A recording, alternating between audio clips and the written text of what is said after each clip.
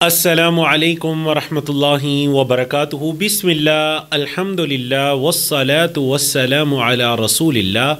سب مل کر اس دعا کو پڑھتے ہیں صدق دل کے ساتھ۔ رب اشرح لی صدری ویسر لی امری واحلل عقدۃ من لسانی یفقہوا قولی۔ اللہم انفعنا بما علمتنا وعلمنا ما ينفعنا وزدنا علما۔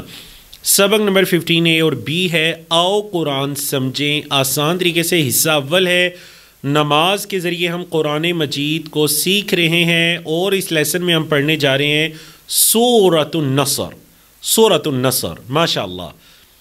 اس سے پہلے ہم نے سورۃ العصر کو پڑھا، اب ہم سورۃ النصر کو پڑھنے جا رہے ہیں، جو کہ 30ویں پارے کی 5ویں صورت ہے جو ہم پڑھ رہے ہیں، اور اس کے بعد 6ٹھی صورت بھی پڑھیں گے آنے والے لیسن میں، سورۃ الکافرون، ماشاءاللہ، جس میں فعل مضارع یوز ہوا ہے، اور فعل مضارع آپ پڑھ چکے ہیں ماشاءاللہ۔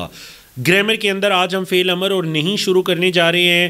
فعل، جعل، فتح سے دیکھیں، پہلے ہم نے ان تینوں فعل سے فعل ماضی بنانا سیکھا، پھر ان جیسے مزید کوئی 8-10 افعال سے فعل ماضی کی پریکٹس کی، پھر ہم نے انہی تینوں فعل سے فعل مضارع بنانا سیکھا، پھر مزید 8 افعال سے فعل مضارع کی پریکٹس کی۔ تو انشاءاللہ آج فعل امر سیکھیں گے انہی تینوں افعال سے، اور پھر آنے والے لیسنز میں فعل امر اور نہیں کی ہی پریکٹس کریں گے دیگر افعال سے بھی انشاءاللہ۔ نکات تعلیم یا شوق میں چند باتیں سیکھیں گے، اور اس سبق میں 12 نئے الفاظ ہیں جو قرآن مجید میں 944 بار ریپیٹ ہوتے ہیں۔ تو یہ آخری مکمل صورت ہے جو نبی کریم صلی اللہ علیہ وسلم پر نازل ہوئی۔ کیا مطلب اس کے بعد کیا قرآن نازل نہیں ہوا؟ نہیں، قرآن نازل ہوا تھا، لیکن کوئی پوری صورت اس کے بعد نازل نہیں ہوئی۔ سب سے آخر میں جو مکمل صورت ایک ہی مرتبہ نازل ہوئی نا، وہ ہے سورۃ النصر، اور اس چیز کی طرف اشارہ ہے کہ نبی کریم صلی اللہ علیہ وسلم کے ذمے جو کام اللہ نے لگایا تھا، آپ صلی اللہ علیہ وسلم نے بأحسن طریقے سے اس کو سر انجام دے دیا۔ اور یہ کہ نیک کام کرنے کے بعد ہمارا رویہ کیا ہونا چاہیے، ہمارا رویہ کیا ہونا چاہیے؟ اذا جاء نصر اللہ والفتح۔ اذ اور اذا دونوں کا مطلب ہے جب فعل ماضی سے پہلے اذا آئے تو وہ ماضی کو مضارع کے معنی میں کنورٹ کر دیتا ہے۔ جا کا مطلب ہے وہ آیا، لیکن اذا جاء جب آ جائے، آیا نہیں، جب آ جائے، نصر اللہ اللہ کی مدد، جب آ جائے اللہ کی مدد، ہم صرف کوشش کرتے ہیں مگر کام اللہ کی مدد سے ہی ہوتا ہے۔ فتح کا مطلب کھولنا، اور فتح کا مطلب جیت اور کامیابی۔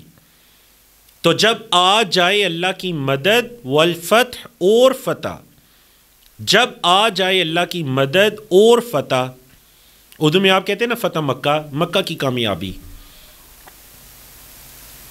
وَرَأَيْتَ النَّاسَ، اور آپ دیکھیں النَّاسَ لوگوں کو۔ اچھا یاد رکھیے گا، یہاں رأیت میں اذا کا معنی شامل ہے، کیونکہ عربی زبان کا یہ ایک طریقہ کار ہے نا کہ بار بار لفظ ریپیٹ نہیں ہوتے، لیکن اصل میں وہ لفظ وہاں پر ہوتے ہیں۔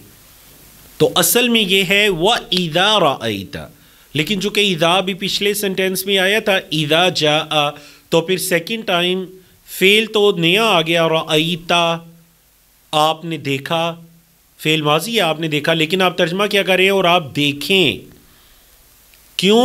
کیونکہ فعل ماضی سے پہلے جب اذا آتا ہے تو اس کو مضارع میں کنورٹ کر دیتا ہے، اور جب آپ دیکھیں الناس لوگوں کو، انسان یہ واحد ہے اور اس کی جمع آتی ہے ناس لوگ، اور آپ دیکھیں لوگوں کو، اس سے مراد عرب کے مختلف قبائل کے لوگ ہیں، آپ ان کو دیکھیں کیا کر رہے ہیں؟ وہ یدخلون داخل ہو رہے ہیں۔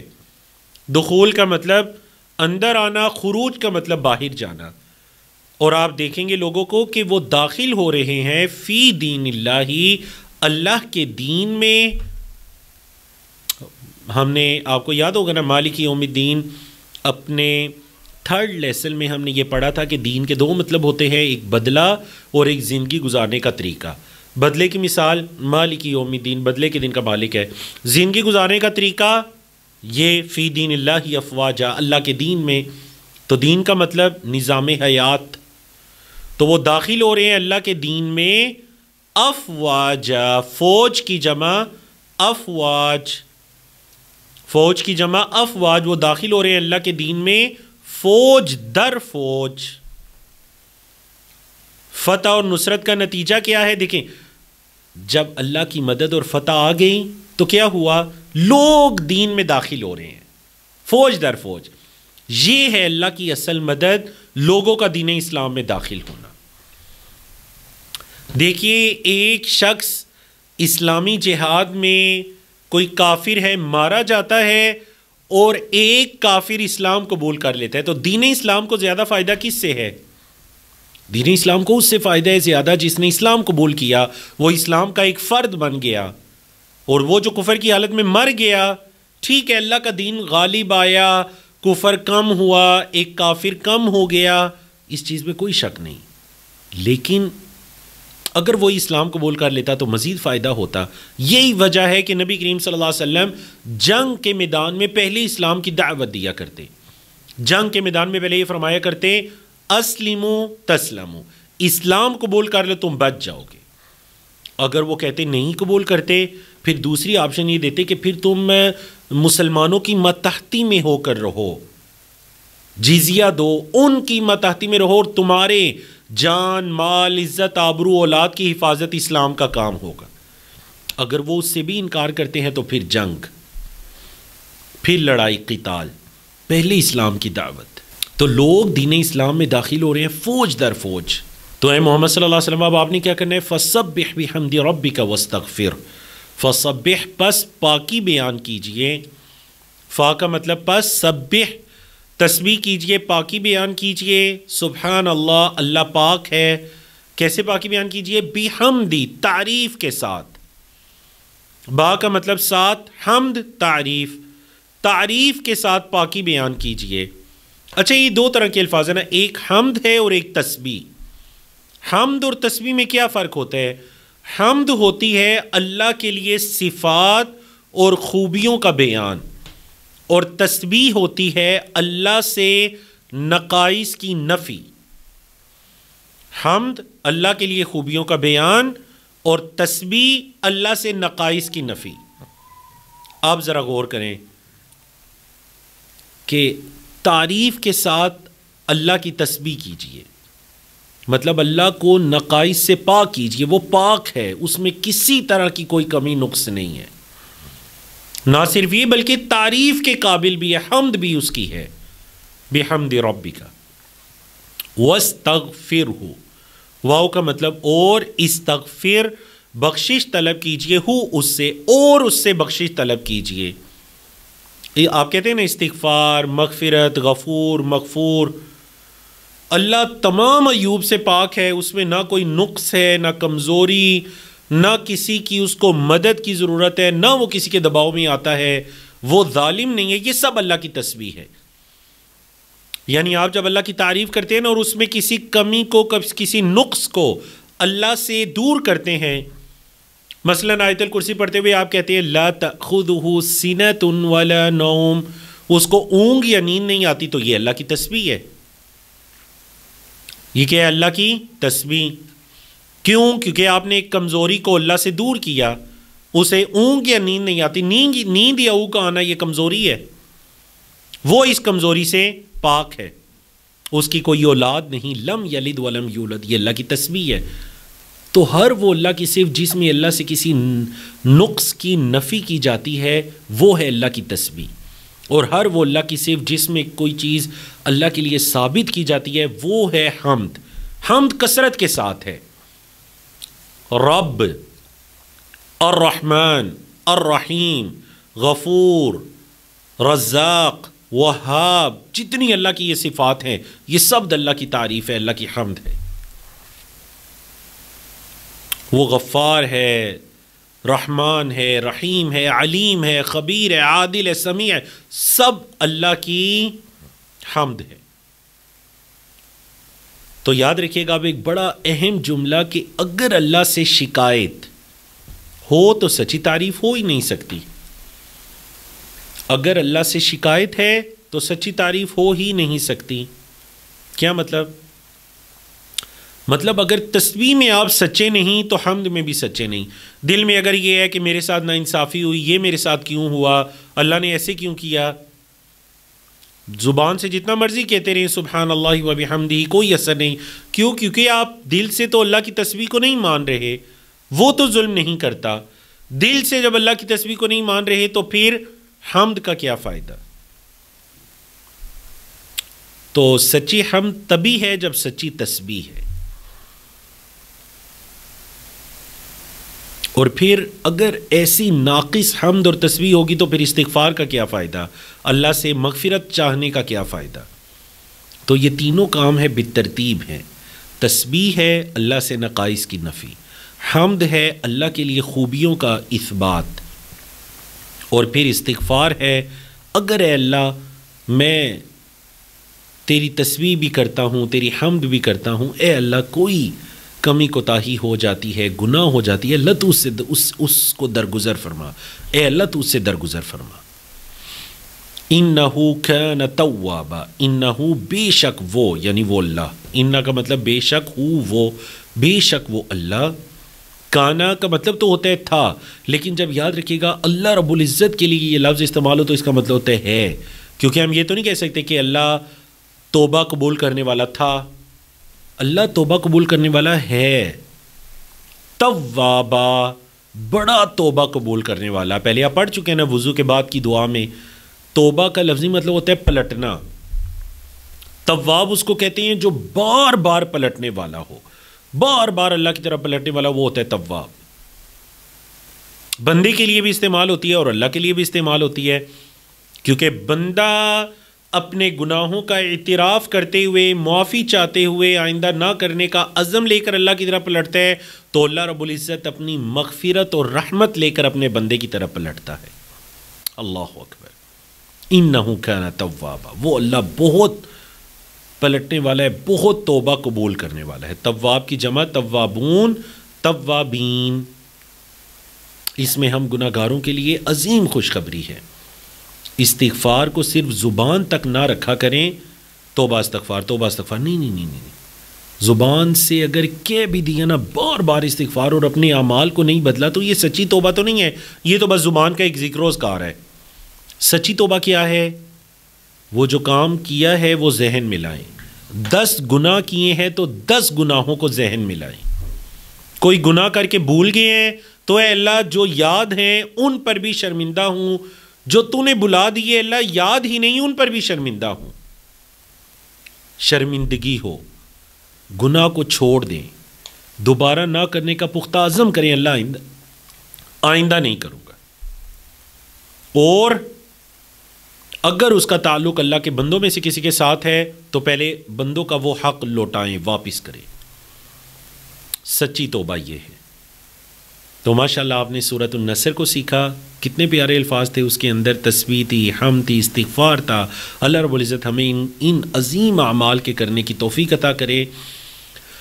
سمندر کی جاگ کے برابر بھی گناہ ہوں تو اللہ رب العزت ایسے ذکر و اذکار سے وہ گناہ معاف فرماتا ہے. سبحان اللہ و بحمدہ. صحیح بخاری کی سب سے آخری حدیث کہ نبی کریم صلی اللہ علیہ وسلم نے فرمایا 2 کلمے اللہ کو بڑے محبوب ہیں، ترازو میں بڑے وزنی ہیں، زبان پر بڑے آسان ہیں. سبحان اللہ و بحمدہ، سبحان اللہ العظیم. اللہ عمل کرنے کی توفیق عطا کرے. چلتے ہیں جی 15B کی طرف. آؤ قرآن سمجھیں. آسان طریقے سے حصہ اول ہے اور نماز کے ذریعے ہم قرآن مجید کو سمجھ رہے ہیں. تو آج ہم فعل امر کو پڑھنے جا رہے ہیں، فعل امر اور فعل نہیں کو پڑھنے جا رہے ہیں. فعل امر میں ہم کیا پڑھنے جا رہے ہیں؟ افعل، افتح، اجعل. کوئی بھی لفظ ہے، یا وہ اسم ہے، یا وہ فعل ہے، یا وہ حرف ہے. آج کل ہم پڑھ رہے ہیں فعل کے بارے میں. فعل اکثر عربی میں 3 حروف سے مل کر بنتے ہیں. مثالیں: فعل، نصر، ضرب، سمع. فعل ماضی ہوتا ہے جو پرفیکٹ ٹینس سے ہو چکا. فعل مضارع ہوتا ہے جو امپرفیکٹ ہے، ہوا نہیں ہے، ہو رہا ہے یا ہوگا. اور فعل امر ہے جس میں کسی کام کا حکم دیا جاتا ہے، فعل امر. اس سے پہلے ایک چیز سیکھ لیجئے کہ بعض اوقات عربی زبان میں فعل مضارع کے شروع میں سوف یسین لگتا ہے. سوف یسین اس کا مطلب ہوتا ہے ویری سون، بہت جلد.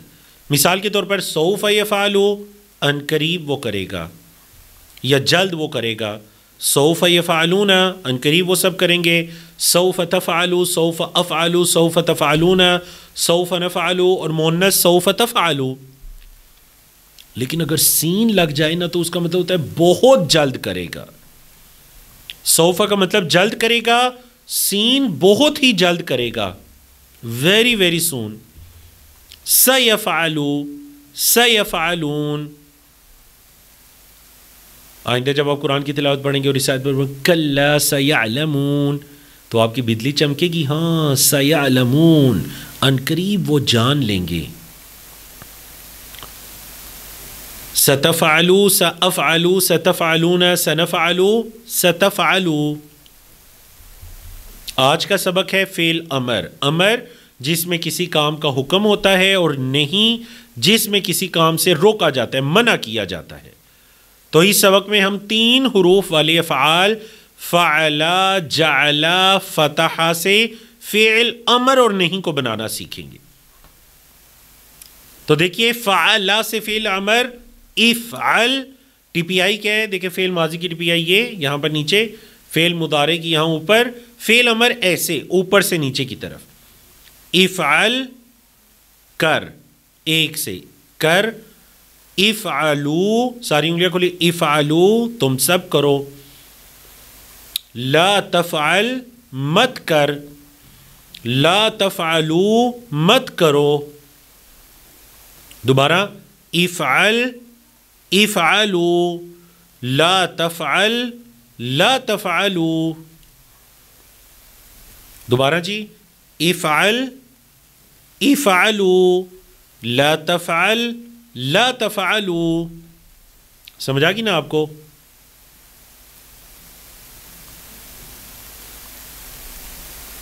اب اگر آپ فتح سے فعل امر لانا چاہیں گے تو سیم سٹائل ہے جی. افعل تھا، افتح کھول، افتحو کھولو. لا تفتح مت کھول، لا تفتحو مت کھولو. افتح اگر کوئی آپ سے آ کر کہتا ہے افتح الباب، افتح الباب تو مطلب دروازہ کھولیے، افتح کھولیے. اگر کوئی آ کر آپ سب سے کہتا ہے افتحو الکتب، کتابیں کھول لیجئے. افتح افتحو، لا تفتح لا تفتحو. سمجھ آ گیا جی؟ اگلا فعل کیا تھا؟ جعلا اس نے بنایا، یجعلو وہ بناتا ہے. اجعل تو بنا، اجعل اجعلو. لا تجعل لا تجعلو. دوبارہ جی اجعل اجعلو، لا تجعل لا تجعلو. تو دیکھیں ماشاءاللہ آپ نے فعل امر بنانا سیکھا آج اور فعل نہیں بنانا سیکھا. 3 افعال سے، فعلا سے، فتحا سے، جعلا سے. اب کیا ہوگا آنے والے لیسن میں انشاءاللہ ہم اگلے افعال سے جو اس کے بعد کے افعال ہیں، ناصرہ کے سٹائل پر، پیش والا سٹائل ہے، ناصرہ، عبد، ذکر، خلق، ان 4 افعال سے فعل امر بنانا سیکھیں گے. ایسے ہی ہے اس کے بعد ضرب، سمع، علم، علم، ان 4 سے فعل امر نہیں بنانا سیکھیں گے. تو انشاءاللہ ہماری پریکٹس بھی ہوتی جائے گی اور یہ طریقہ ہمارے ذہنوں میں بھی بیٹھتا رہتا جائے گا.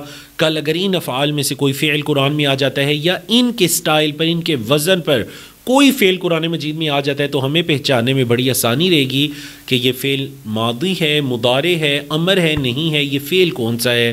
اللہ رب العزت ہمیں توفیق عطا کرے. کفارہ مجلس کی دعا پڑھیے انشاءاللہ.